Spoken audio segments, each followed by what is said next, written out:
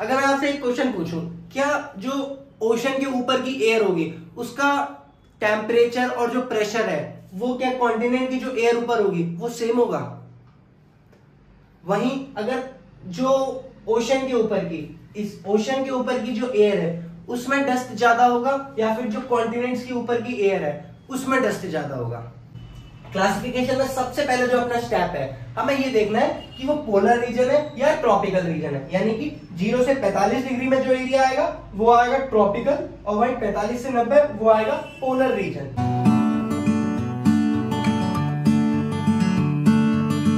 Hello everyone, welcome to जियो4यू classes. आशा करता हूं आप सभी लोग काफी अच्छे होंगे। आज हम लोग मिल रहे हैं अपने क्लाइमेटोलॉजी के एक और नए टॉपिक के साथ, और अपना टॉपिक है आज का एयर मास। इससे पहले हम विंड्स पढ़ चुके हैं, उनके टाइप्स पढ़ चुके हैं। कुछ परमानेंट विंड्स होती हैं, कुछ सीजनल विंड्स होती हैं, और कुछ वार्मर कोल्ड विंड्स होती हैं। फिर हमने पढ़ा अपर ट्रोपोस्फेरिक सिस्टम पढ़ा, जिसमें हमने जेट स्ट्रीम के बारे में पढ़ा, कुछ जियोस्ट्रॉफिक विंड्स के बारे में जाना, कुछ रॉसबी वेव्स के बारे में जाना।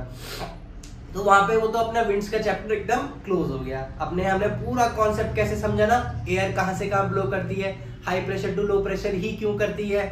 फिर उसके बाद हमने लैंड ब्रिज, सी ब्रिज, जो अपनी लोकल विंड्स हैं, इनके बारे में भी जाना।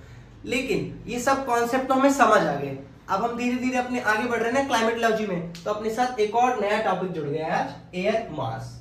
तो एयर मास होता क्या है, इसकी पहले अगर हम डेफिनेशन देखें तो an air mass is a large body of air relatively similar temperature, pressure and humidity horizontally. Definition तो समझ आ रही होगी ना। An air mass is a large body of air relatively similar temperature, pressure and humidity horizontally. इन तीनों word पे जाना है। Similar क्या होना चाहिए, टेम्परेचर, प्रेशर, ह्यूमिडिटी, और कैसा, हॉरिजॉन्टली। वर्टिकली तो हमें पता है ना, नहीं होता है। जैसे कि ये एक एयर मास है A, और ये एक एयर मास है B, तो इस पूरे एरिया के एयर मास का टेम्परेचर, प्रेशर और ह्यूमिडिटी हॉरिजॉन्टली सेम होना चाहिए। ऐसे ही B का। जैसे मैं एक एग्जांपल दूं, मैं ये अपना वर्ल्ड मैप मानते हैं अपना, यहाँ पे ये अपना क्या वर्ल्ड मैप। अगर मैं आपसे एक क्वेश्चन पूछूं, क्या जो ओशन के ऊपर की एयर होगी उसका टेम्परेचर और जो प्रेशर है वो क्या कॉन्टिनेंट की जो एयर ऊपर होगी वो सेम होगा? वहीं अगर जो ओशन के ऊपर की, इस ओशन के ऊपर की जो एयर है उसमें डस्ट ज्यादा होगा या फिर जो कॉन्टिनेंट्स के ऊपर की एयर है उसमें डस्ट ज्यादा होगा? इन दोनों ही सवालों का आपको जवाब पता है। क्यों? जो ओशन की एयर है उसमें क्या होगा, ह्यूमिडिटी होगी ना, उसमें ह्यूमिडिटी ज्यादा होगी। वहीं अगर हम यहां बात करें तो ह्यूमिडिटी कम होगी। वहीं अगर डस्ट की बात करें तो ओशन के जो ऊपर हवा है उसमें डस्ट कम होगा, वहीं कॉन्टिनेंट्स की जो ऊपर की हवा है उसमें डस्ट ज्यादा होगा। तो यही तो एयर मास हम पूछ रहे हैं कि अगर हम इस पूरे एरिया का, जैसे ये ओशन है, इस पूरे एरिया का और इस पूरे एरिया का, ये पूरा एयर मास एक एयर मास हो गया, ये एक एयर मास हो गया। इस एरिया का अगर देखें तो ये पूरा एक एयर मास हो गया। अगर पूरे पोलर रीजन का देखें तो ये पूरा एक एयर मास हो गया। अब इसको हम धीरे धीरे स्टडी करेंगे किस तरीके से हम जान रहे हैं। तो इसको हम हटा देते हैं मस्त तरीके से।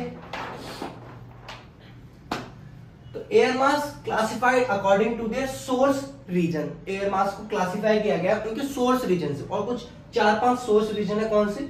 वार्म, ट्रॉपिकल एंड सब ट्रॉपिकल ओशंस। अपनी जो वर्ल्ड है उसको हम 2 हिस्सों या भागों में बांट दें। ये अपना वर्ल्ड है, ये अपना 0 डिग्री इक्वेटर, और ये ट्रॉपिकल वाला रीजन, और ये टेम्परेट। इन 2 हिस्सों में भी बांट के चलते हैं एयर मासेस के लिए। तो वार्म, ट्रॉपिकल एंड सब ट्रॉपिकल ओशन, यानी कि ट्रॉपिकल और सब ट्रॉपिकल में जो ओशंस आते हैं, यानी कि 45 डिग्री 0 to 45 डिग्री मान लेते हैं। 0 to 45 डिग्री, जिसमें ट्रॉपिकल और सब ट्रॉपिकल एरिया आ जाएगा। 0 to 45 डिग्री, 0 to, मैं नीचे बढ़ा देता हूं,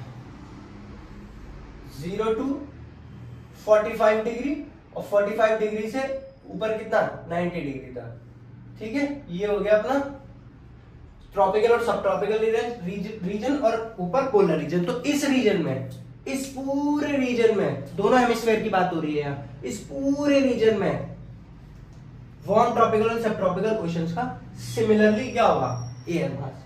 वहीं सब ट्रॉपिकल हॉट डेजर्ट, जहां जहां अपने सब ट्रॉपिकल हॉट डेजर्ट्स हैं उनके बारे में, cold high latitude oceans, very cold continents in high latitude, ice covered continents in the Arctic and Antarctica. ये सारे चारों पांचों रीजन क्या है, एयर मास को क्लासिफाई किया गया उनके सोर्स रीजन से, ठीक है।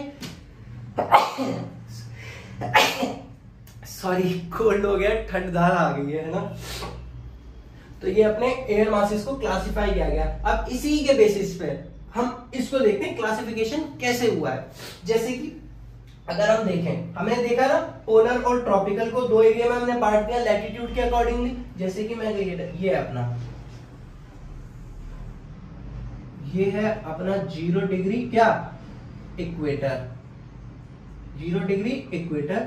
और मैंने कहा ना 45 डिग्री करेंगे, 45 डिग्री और ये अपना 90 डिग्री। तो ये हो गया अपना पोलर रीजन और ये हो गया ट्रॉपिकल और सब ट्रॉपिकल रीजन। इन पूरे एयर मासेस को पढ़ेंगे इन जोन में जो भी आते हैं। तो वही क्लासिफिकेशन में सबसे पहले जो अपना स्टेप है, हमें ये देखना है कि वो पोलर रीजन है या ट्रॉपिकल रीजन है। यानी कि 0 से 45 डिग्री में जो एरिया आएगा वो आएगा ट्रॉपिकल, और वही 45 से 90 वो आएगा पोलर रीजन। तो हमने पहला क्लासिफिकेशन किस आधार पर किया, लैटिट्यूड के आधार पर। फर्स्ट क्लासिफिकेशन की on the basis of latitude, यानी कि पोलर या तो ट्रॉपिकल। वहीं अब दूसरा क्लासिफिकेशन क्या देखेंगे, लैंड एंड वाटर, यानी कि 0 से 45 डिग्री में। जैसे हमने देखा ना यहाँ पे, अगर ये यहाँ पे ओशन है या लैंड है, मान लो ये ओशन है और ये लैंड एरिया है, तो ये हमें देखना है। पहला क्लासिफिकेशन हमें क्या देखा है, लैटिट्यूड, ये ट्रॉपिकल है या पोलर है, ये हमें देखना है। उसके बाद हमें देखना है ओशन एरिया है, ट्रॉपिकल एरिया में अगर हम बात करें ओशन एरिया है या लैंड एरिया है, तो हमने लैंड एंड वाटर देखना है। अगर देखो जैसे अगर जैसे अपना ट्रॉपिकल एरिया की हम बात कर रहे हैं, तो सबसे पहले हमने देखा ट्रॉपिकल है तो कॉन्टिनेंट ट्रॉपिकल, क्या आएगा, कॉन्टिनेंट ट्रॉपिकल, यानी कि कॉन्टिनेंट ट्रॉपिकल। वहीं अगर ओशन की बात हो रही होगी तो मरीन ट्रॉपिकल, एमटी, सीटी, इन सिंबल्स को हमने यूज किया। वहीं जो अपना तीसरा है हीटिंग एंड कूलिंग, इसमें हमें ये देखना है हीटिंग एंड कूलिंग का, कि हीटिंग कहां से हो रही है, हीटिंग फ्रॉम दी अबव हो रही है या हीटिंग फ्रॉम दी बिलो हो रही है, ये चेक करना है। तो वहीं CPW, CPK, यानी कि कॉन्टिनेंट, पोलर, और W और K का मतलब मैं आपको बता दूं कि जो W और K का मतलब है, K का मतलब है, यहां लिख देता हूं मैं, K और W का, K का मतलब है heated from below, heated from below, और W का मतलब है कूल्ड फ्रॉम बिलो। इन दो वर्ड्स का मीनिंग ये है, के और डब्ल्यू का, heated from below, cold from below. जैसे अगर मैं बात करूं इक्वेटर रीजन की, तो हीटेड कहां से होता है, हीटेड फ्रॉम बिलो होता है ना, कोल्ड तो नहीं होता। वहीं अगर हम पोलर की बात करें तो heated from below, cold from below होता है। तो इसको ही हमने जानना है। तो CPW यानी कि कॉन्टिनेंटल पोलर, यानी कि कॉन्टिनेंटल पोलर रीजन, कहां से, कूल्ड फ्रॉम बिलो। वहीं कॉन्टिनेंट पोलर रीजन, और के का मतलब क्या है, यहाँ पे मैंने यहाँ W लिख दिया है, सॉरी, के का मतलब है हीटेड, के का मतलब है हीटेड फ्रॉम बिलो, और W का मतलब है कूल्ड फ्रॉम बिलो, ठीक है। तो के और W, तो ये तीन जोन में आप लोगों को अच्छे से समझ आ गया होगा, आई होप। क्लासिफिकेशन है पोलर, पहला है पोलर ट्रॉपिकल, हमें ये देखना है। फिर उसके बाद कॉन्टिनेंट पोलर, मरीन पोलर, ये देखना है कि लैंड और वाटर एरिया है। फिर उसके बाद देखना है वो रीजन हीटेड फ्रॉम बिलो हो रहा है या कूल्ड फ्रॉम बिलो हो रहा है। मैंने समझा इक्वेटोरियल रीजन है वो कहां से हीट करता है, हीटेड फ्रॉम बिलो होता है। वही पोलर रीजन है कूल्ड फ्रॉम बिलो होता है। तो बस इन तीन क्राइटेरिया में ये अपने सिंबल्स यूज कर लेना है। अब इसको हमें यूज कैसे करना है, जैसे अगर मैं बोलूं अपने इंडिया की बात करें, या किसी अपने इंडिया की बात करें, तो वहां का सबसे पहले हम क्या देखेंगे इंडिया में, कि वो ट्रॉपिकल है या पोलर है। तो सबसे पहला क्राइटेरिया क्या हो गया, ट्रॉपिकल। तो क्या यूज करेंगे हम, ट्रॉपिकल देखेंगे, लैटिट्यूड देखेंगे ट्रॉपिकल। वहीं कॉन्टिनेंट है या ओशन है, तो कॉन्टिनेंट है तो कॉन्टिनेंट ट्रॉपिकल हो गया। फिर उसके बाद देखेंगे क्या, हीटेड एंड कूलिंग, कहां से हीट करता है, तो CT क्या आएगा, के, हीटेड फ्रॉम बिलो। वहीं अगर हम अपनी अंटार्कटिका ग्लेशियर्स की बात करें, तो अगर हम अंटार्कटिका ग्लेशियर्स की बात करें तो वो कौन सा रीजन है, पोलर रीजन है ना, इस वाले रीजन में आएगा अपना अंटार्कटिका। तो ये क्या है, पोलर रीजन। तो लैटिट्यूड का सबसे पहले हम क्या देखेंगे, ट्रॉपिकल है या पोलर है, तो क्या है पोलर। सबसे पहले क्या आएगा, पोलर। फिर उसके बाद हम दूसरा क्राइटेरिया क्या देखेंगे कि कॉन्टिनेंट है या ओशन है, तो क्या है कॉन्टिनेंट है, तो पी सी